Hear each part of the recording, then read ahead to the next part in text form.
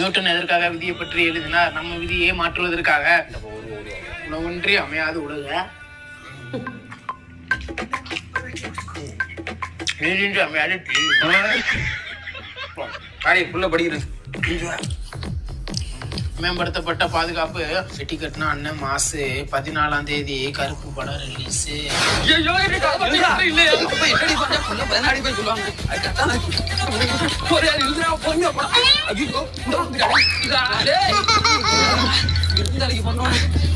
நானா நீ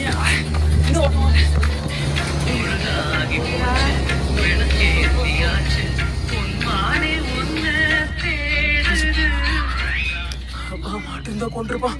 நீ 2 வாரத்துக்கு வீட்டு பக்கத்தே போக கூடாதுப்பா.